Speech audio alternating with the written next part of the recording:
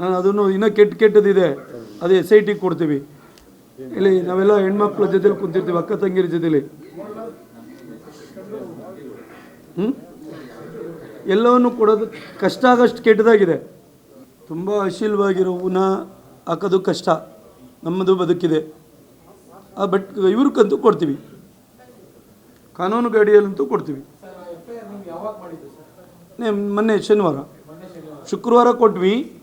ಕೆಲವೊಂದು ಹಳೇದೆಲ್ಲ ಇರೋದ್ರಿಂದ ನಾವು ಮೇಲಧಿಕಾರಿಗಳ ಗಮನಕ್ಕೆ ತಂದು ಕೊಡಬೇಕಾಗ್ತದೆ. ನಮಗೆ ಗೊತ್ತಿರಲಿಲ್ಲ, ನಾವು SIT ಕೊಡಬೇಕು ಅಂತೇಳಿ SIT ತೊಗೊಂಡೋಗಿ ಕೊಟ್ಟಿದ್ವಿ. SIT ರಚನೆ ಆದ ತಕ್ಷಣ ಆಮೇಲೆ SIT ಮೇಲಧಿಕಾರಿಗಳು ಕರೆದು, ಇಲ್ಲಿ ನಾವು ಕೇಸ್ ಮಾಡಲಿಕ್ಕೆ ಬರೋದಿಲ್ಲ, ನೀವು ಸ್ಥಳೀಯ ಪೊಲೀಸ್ ಸ್ಟೇಷನಲ್ಲಿ ಕೊಡಿ, ನಾವು ಇಲ್ಲಿಗೆ ಅವರು ಬದಲಾವಣೆ ಮಾಡಿದ್ಮೇಲೆ ನಾವು ಇಲ್ಲಿ ತನಿಖೆ ಮಾಡ್ತೀವಿ ಅಂತೇಳಿ ಅವರು ಒಬ್ಬ ಮಾಧ್ಯಮ ಸ್ನೇಹಿತರ ಹತ್ರ ಮಾತಾಡ್ತಾರೆ. ಮುನಿರತ್ನ ನಮ್ಮ ಅರುಣ್ ಜೊತೆಲಿ ಮಾತಾಡಿರೋದಿದೆ, ಭಗತ್ ಸಿಂಗ್ ಅರುಣ್, ನಮ್ಮ ಮತದಾರರು, ನಮ್ಮ ಮುಖಂಡರು, ನನ್ನ ಮತದಾರರು, ನಾವು ಚಿಕ್ಕ ಹುಡುಗರಿಂದ ಗೊತ್ತು, ಒಂದೇ ಜೊತೆಯಲ್ಲಿರೋ ನಮ್ಮ ಮುಖಂಡರು ಸಹ ಫ್ರೆಂಡ್. ಅವರೊಬ್ಬರ ಜೊತೆ ಮಾತಾಡಿಲ್ಲ. ವಾರ್ಡಲ್ಲಿ 100 ಜನ ನಮ್ಮ ಕಾರ್ಯಕರ್ತರ ಜೊತೆಲಿ ಮಾತಾಡಿದ್ದಾರೆ. ಎಷ್ಟು ಕೋಟಿ ಬೇಕಿದ್ರು ಕೊಡ್ತೀನಿ, ಅವಳದು ಬೇಕು, 2+1 ವೇಲು ನಾರಾಯಣ ಸ್ವಾಮಿ ಇದಲ್ಲ, ನನಗೆ ಅವಳದು ಬೇಕು, ನೀವು ರೇಟ್ ಹೇಳಿದ್ದಾರೆ, ಆಡಿಯೋದಲ್ಲೂ ಹೇಳಿದ್ದಾರೆ. ಜಗ್ಗೇರೋಳು ಅಷ್ಟೇ ಅಲ್ಲ, ಮಂಜುಳದು ಅಂತಲೇ ಹೇಳಿದರು. ಅವಳು ಸೀರೆ ಎಳಿಸಿದ್ದು ಸಾಕಾಗಿಲ್ಲ ಅಂತಲೂ ಹೇಳಿದರು. ಬೇರೆವೆಲ್ಲ ಅಷ್ಟು ಮಾತ್ರ ಕೊಟ್ಟಿದ್ದೀವಿ, ಬೇರೆ ಇನ್ನೂ ಇದೆ. ನಾಗರಿಕ ಸಮಾಜ ತಲೆ ತಗ್ಸಂಥ ಒಳಗಳು ಇದೆ. ಯಾರು ಕೇಳಿಸ್ಕೊಳ್ಳೋಕ್ಕೆ, ತಾಯಿ ತಂದೆ ಅಣ್ಣ ತಮ್ಮದಿರ ಜೊತೆ ಬದುಕೊಂತವ್ರು, ಅಕ್ಕ ತಂದಿರ ಜೊತೆ ಬದುಕೊಂತವ್ರು ಕೇಳಿಸ್ಕೊಳಕ್ಕಾಗದಿರೋಂಥ ಕೆಟ್ಟ ಪದಗಳನ್ನೆಲ್ಲ ಮಾತಾಡಿದ್ದಾನೆ ಮೂರ್ಖ.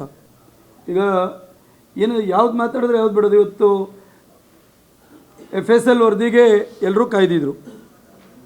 ಅವನು ಬಂದು ಭಾಳ ದೊಡ್ಡದಾಗಿ ದೇವ್ರ ಹತ್ರ ನಿಂತ್ಕೊಂಡು ಭಾಷಣ ಮಾಡಿ ಹೇಳಿದ, ನಾನು ಯಾಕೆ ಒಕ್ಕಲಿಗರ ಹೆಣ್ಮಕ್ಳನ್ನ ಕೇಳಲಿ, ನನಗೇನಂತೋದಿದೆ, ನಾನಂಥದ್ದು ಕೇಳಿದರೆ ರಕ್ತ ಕಕ್ಕಂಡು ಸತ್ಬಿಡಲಿ ತಾಯಿ ಮುಂದೆ.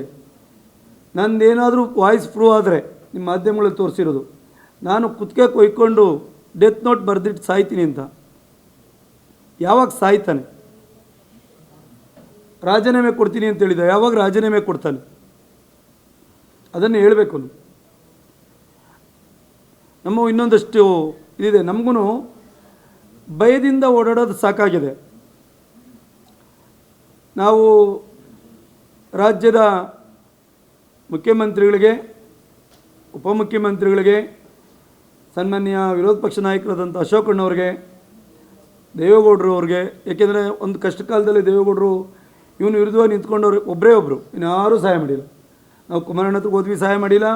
ಅಶೋಕಣ್ಣ ಹತ್ರಕ್ಕೆ ಹೋದ್ವಿ, ಸಹಾಯ ಮಾಡಿಲ್ಲ. DK ಶಿವಕುಮಾರ್ ಅವ್ರ ಹತ್ರ ಹೋಗಿದ್ವಿ, ಸಹಾಯ ಮಾಡಿಲ್ಲ. ಅವತ್ತು ದೇವೇಗೌಡರು ಒಬ್ಬರು, ನಿರ್ಮಲ ಸ್ವಾಮೀಜಿಗಳು. ಬುದ್ಧಿ ಹೇಳ್ತೀವಿ ಅವನಿಗೆ, ಹೇಳಲಿಲ್ಲ ಅಂದರೆ ಗೊತ್ತಿದೆ ಏನು ಮಾಡಬೇಕು, ಹೋರಾಟ ಮಾಡೋಣ ಅಂತ ಹೇಳಿದ್ರು ಅವರೊಬ್ಬರೇ. ಅವರೆಲ್ಲರ ಗಮನಕ್ಕೆ ತಂದು ಮುನಿರತ್ನವ್ರ ಮನೆಗೆ ಅಲ್ಲಿ ಇಲ್ಲಿ ಹುಡ್ಕೋದು ಬೇಡ, ಅವನು ಇವ್ರಿಗೆ ಸುಪಾರಿ ಕೊಡೋದು ಬೇಡ, ನಾವು ನೇರವಾಗಿ ಮುನಿರತ್ನವ್ರ ಮನೆಗೆ ಹೋಗ್ತೀವಿ. ಕೊಂದ್ಬಿಡ್ಲಿ ಅವನು, ಕೊಲ್ಸೋದಿದ್ರೆ IN ರೆಡ್ಡಿನ ಕರೆಸ್ಕೊಂಡು ಏನು ಪ್ಲಾನ್ ಬೇಕೋ ಮಾಡ್ಕೊಳ್ಳಿ. ಬೆಂಗಳೂರಿನ ಸಮಗ್ರ ಸುದ್ದಿಗಾಗಿ ನೋಡಿ ಕರ್ನಾಟಕ ಟಿವಿ ಬೆಂಗಳೂರು.